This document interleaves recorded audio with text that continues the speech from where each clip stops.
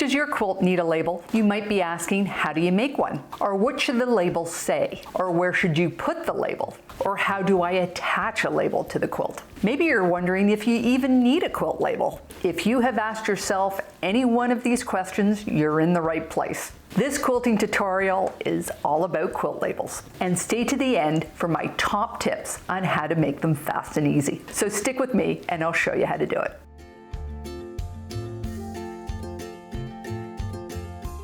Hi, I'm Karen Brown of Just Get It Done Quilts. I give you tips, tricks, and strategies to help you make the quilt that you want to make. And if you like what you see, please hit that subscribe button.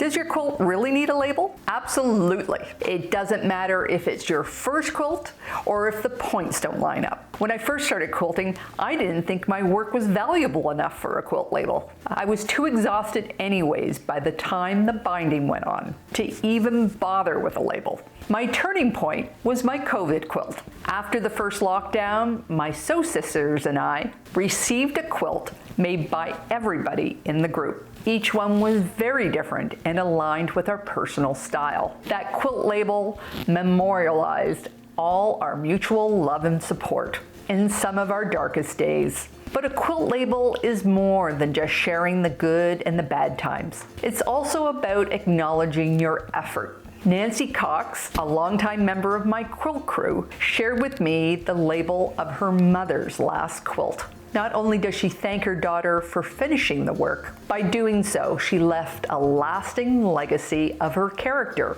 by sharing the glory. What are labels made from? They can be made from a simple piece of solid fabric. Though quilters tend to use a light color, it can be any color as long as the words are visible. You can also use a practice block or make up a special block using scraps from your quilt top. They can be a pre-printed label with your name or logo, or pre-printed label fabric like these from Spoonflower. And honestly, you don't even need fabric. You can just write or stitch or free motion quilt the information directly on the quilt, because it's the information that's more important than the technique. What should be on your label? If there's only one thing that you put on the quilt, be sure to sign your name. Even your initials will do. We gladly make quilts for a loved one or those in need. But that doesn't mean that it's effortless. So let this be part of your legacy, that your name is incorporated somewhere, somehow in your work. The date. This could just be the year or a specific date, if it's of significance, like a birthday or an anniversary. But it can also be arranged, like I started it this year and I finished it this one. Or the time or period of your life. Recently, we had the time of COVID, but in the past, they were made in the time of war. It might be a time of mourning or waiting for the birth of a child, or on an extended stay away from home. Then there's the person that you're giving it to. Is that significant? You can use their full name, a first name, or simply a nickname. And notes. You can add words of goodwill, a poem, a memory, or notes about the quilt itself. How about the location? Did you make it while being posted overseas? Or maybe it's well traveled. Many people name their quilts. If you do, be sure to put it on the quilt label. And truly, anything else that you want to mention. Please note that if you enter your quilt into a quilt show, they will have instructions specific for that show. So refer to the show notes for what they require. How do you put the text on the label? Well, the fastest way would be to use a fabric pen. They are not necessarily the longest lasting, and you should do a tester first, as some pens bleed and others can catch on the weave of the fabric. Hand embroidery is a slow sewing project you can do in front of the TV or sewing on the go. Mark your work first with a friction pen or marking pencil. I prefer to use a back stitch, but you can also use a running stitch, a split, or a stem stitch, and any embellishments you desire. For those that have the functionality on their sewing machines, machine embroidery can give a good result. It takes a moment to set up, and I always add an extra layer of interfacing to the back to give the label some extra body. And if you have the skill, you can free motion quilt the message. You can also photocopy the message using your inkjet printer. This method is great for including photos and graphics. Cut a piece of freezer paper and your label fabric, 9 inches by 11.5. Place your label wrong side up on your pressing mat.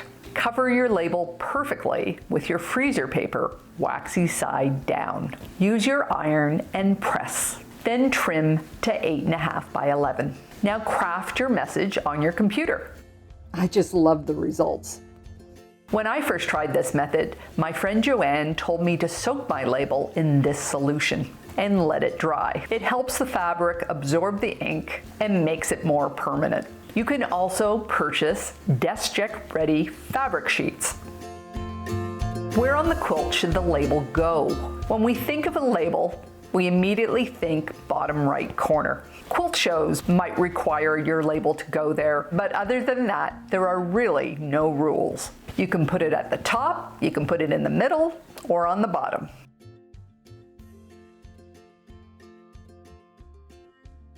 It can go on the back, it can go on the front, and I love this chop that Ruth DeVos uses on the front of all of her work. Or this big K that Karen of the workroom used. On the front of her castle treasury quilt.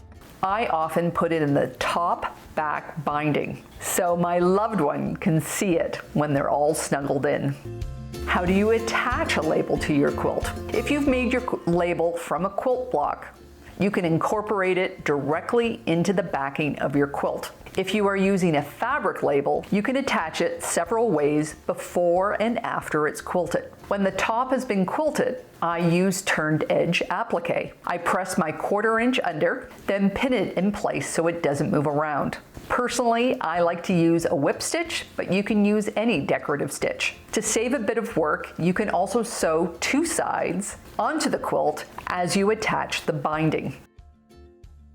You can use an applique fusible. This is not the lightweight fusible that we use in our piecing. This is the thicker stuff that gums up your needle. The edges might eventually fray and it will be stiff, but it's a good option if you're in a big hurry. You can also take your backing before it's quilted and do a reversed edge applique. If you'd like me to do a video on reversed edge applique, let me know in the comments, or do a simple raw edge applique. For these 2 methods, be sure to place your label farther into your backing because it will be trimmed after you quilt it.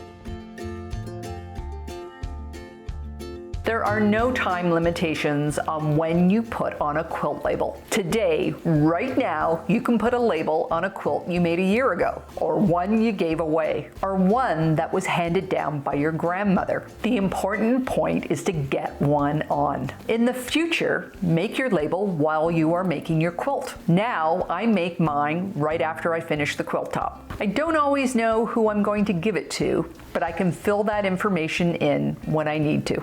And don't forget to use some scraps from the quilt top in the label. It will look like a custom block and you can incorporate it into your afterquilt, or use them to make some English paper piece blocks and sew them onto the label. You can see that there are so many methods and combinations of techniques that you can use. Let it be a creative exercise. Don't hesitate to combine styles together by adding some French knots or painting a rainbow.